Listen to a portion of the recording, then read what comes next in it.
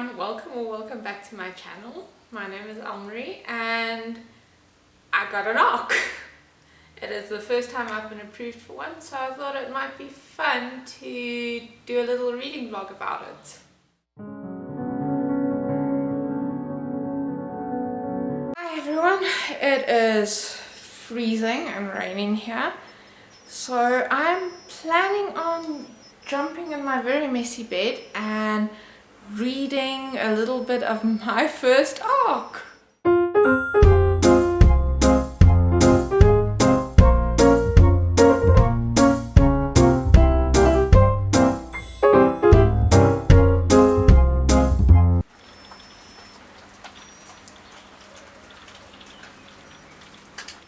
So,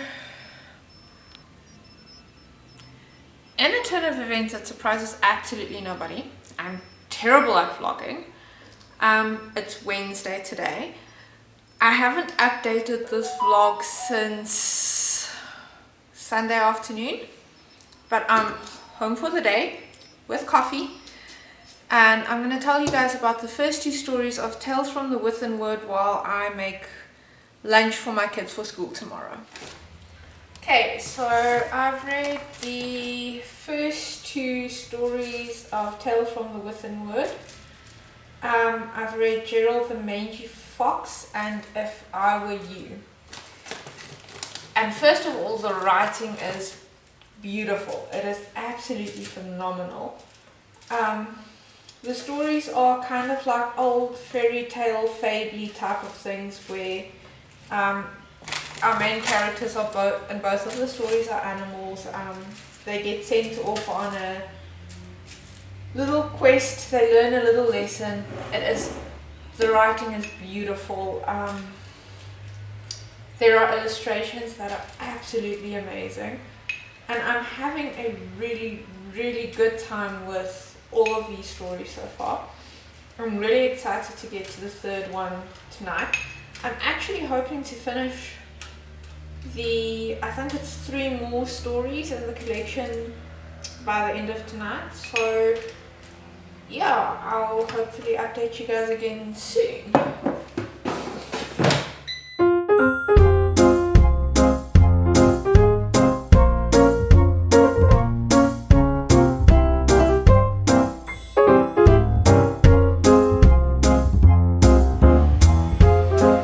So, did I tell you last night that I was going to finish the next story in Tales from the Wythenwood?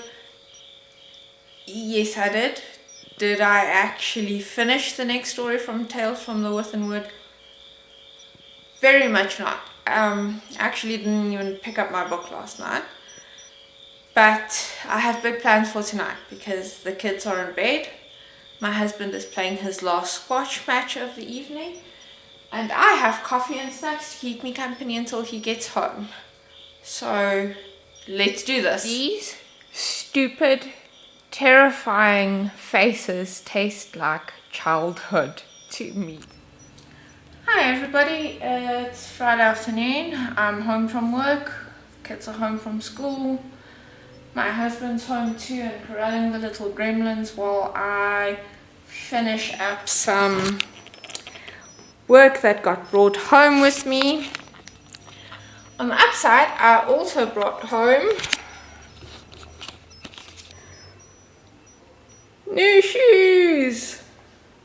Are they not just too beautiful? Being married to a cobbler comes with its advantages.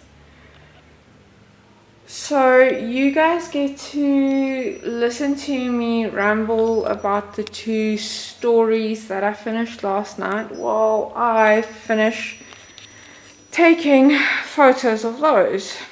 Wish me luck. Last night I read The Curious Tale of the Faraway Trees and The Fall of the Orchid Copse.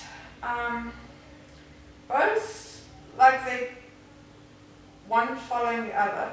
Curious Tale of Faraway Trees or The Rise of the Orchid Copse is basically about a part of the Wythenwood being destroyed by a storm and some strange new trees growing there. and this giving rise to a whole new little civilization. My only issue with this is the author had a little footnote at the end of the Fall of the Orchid Cops saying this is basically an allegory for the Hong Kong Revolution in 2014. And in the end of the Rise of the Orchid Cops, it basically has one of the characters, one of the main revolutionary characters, reflecting on her long and happy life, and it feels like the message is that you can be happy when there's tyranny, and I don't know that I like that. I don't think that is the author's intention, but that is what it came across as. So I don't know how I feel about that one. Otherwise, it's still it's a very pretty book. The prose is beautiful. The illustrations are magnificent. Yeah, that's basically it. I'm hopefully going to read more tonight after I finish doing this. And yeah, hopefully I get to finish this book tonight. I'm so far actually really enjoying it, so we shall see. Good morning everybody, it's Sunday morning. I have finished The Artfulness of Stupidity and the Taker, the last two stories in Tales from the Wythenwood.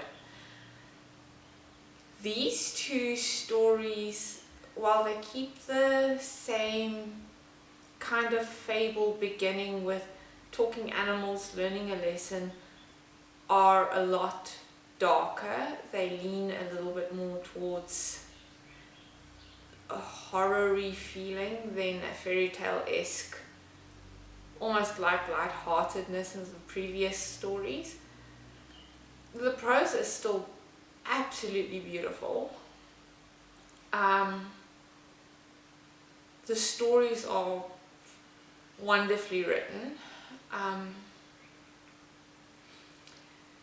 There is one scene in The Taker that might be triggering for some people, so just it is a fairly graphic, fairly descriptive suicide scene, so just be aware of that when you're going into it.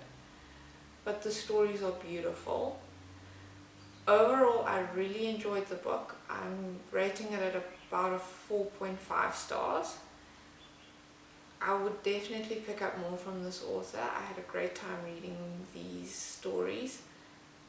So let's just do a tiny little sort of mini wrap up of these stories. So Gerald the Mangy Fox. Gerald the fox has a mangy fur coat, and all of the other foxes kind of ostracize him because he looks terrible. He doesn't look as beautiful as the rest of them. So Gerald goes on a little revenge mission, only to realize that maybe revenge wasn't all that it was supposed to be. It has a happy ending, it's very sweet, it's a cute little fairy tale-esque fable where Gerald learns a lesson. If I were you, Desidera, a snow lynx, is injured while she's out hunting, and a weird unnamed creature takes care of her. She is very mistrustful of this creature at first, and slowly she warms up to him. Let's tell of the faraway trees or the rise of the orchid copse. A storm destroys a part of the Wythenwood, and seeds from a strange place get carried in by the river. These these seeds grow into trees that no one has ever seen before and fruit that no one has ever tasted before. And the animals go a little bit dilly for the fruit of these strange trees, and strike a bargain with these trees that bees from the faraway land can come and take their pollen, and they start like a trading system. The fall of the orchid copse. Same setting in this little section of the Wythenwood where these strange trees now grow and rule.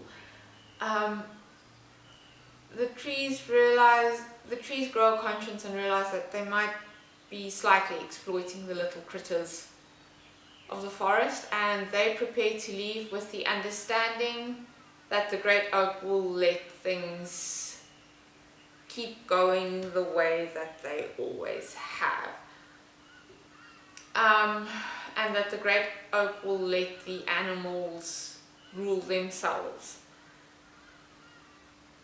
But when it comes down to that, it is not exactly the way it sounds. Kitty cat, you want to come sit on my lap? Hi there. Come here.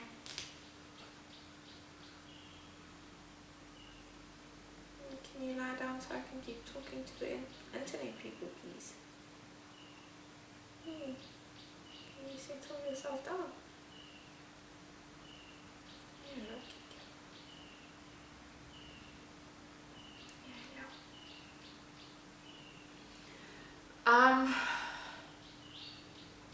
But one very clever little mongoose realizes that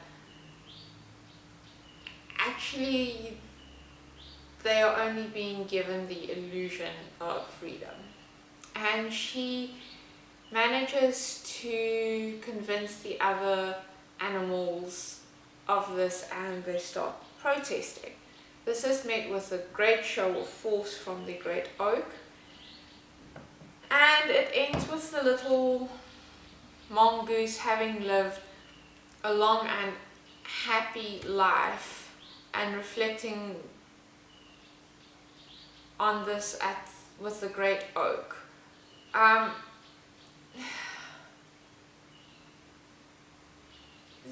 There's a note from the author saying that this is an allegory for the 2014 Beijing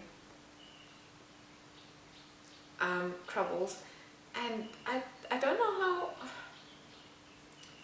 how I feel about this last one, because it kind of gives the idea that you can be happy while being quietly oppressed. And while I don't deny that you can find moments of happiness, I don't know how I feel about that specific story. I don't think it was the author's intention to say that, but that is what I took away from it, kind of. Then The Artfulness of Stupidity. I loved this one. I honestly and truly really loved this story. A beaver fakes being an idiot after a great tragedy that he predicted, and no one listened to him. So he goes on acting the fool and quietly trying to protect his little beaver colony. Things go absolutely haywire. He is conned and manipulated by an eagle, and it gets really graphic and really leans into the horror-y part of it. I loved it. I would absolutely read more like that. And then The Taker of the Faces it's more sad than anything. A woman who is scarred and disfigured goes off hunting animals in search of her beauty. It was sad. It was very sad. But I liked it, and overall I really liked this book, and I would definitely pick up more from this author. Thank you all so much for listening to me ramble, and I hope to see you guys again soon. Bye!